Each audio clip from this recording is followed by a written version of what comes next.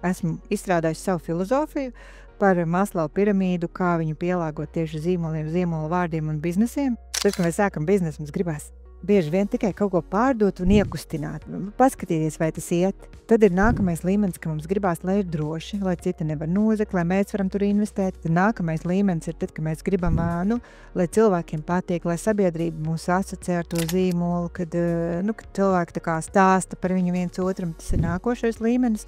Tad nākamais jau ir tas pašvērtējums, kā es jūtos ar savu zīmolu, kā es jūtos, kad es nosaucu savu zīmolu vārdu, kā es jūtos, kad citi saka, jā, tā ir tur zīmola, tur intelektuāla agencija vadītāji, un tad kā es par to jūtos, vai ne, kā jūs jūtaties par savu zīmolu. Un pats augstākais līmenis ir pašaktualizācija. Pats tālākais ceļš, kur jūs vēlaties iet. Un ideālā gadījumā bieži vien mēs zīmolu vārdus veidojam no apakšējiem līmeņiem.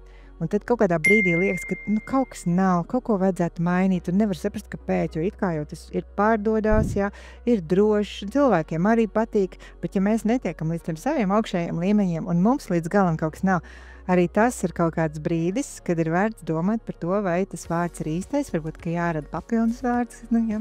Ilgtermiņā ir svarīgi, lai tas vārds iečakojas visos šajos stāvos, kā tas ir, pieņemsim, Apple gadījumā, jā, kur Steve Jobs patiešām viņu paņēma no augšas un nonesa līdz lejai to vārdu, jā, nevis sāka no lejas un būvēja uz augšu. Un mēs arī pie manis kursos, kad veidojam zīmolu vārdus, vai arī, protams, individuālas konsultācijās, sākam ar pašu augšējo līmeni, sākam ar to, lai tas vārds būtu uz mūžu, lai viņu jūs varat izmantot uz mūžu, izņemot, ja tas ir kaut kāds vienas sezonas produkts. Principā, lai tas atbilst jūsu augstākajai vīzijai un misijai.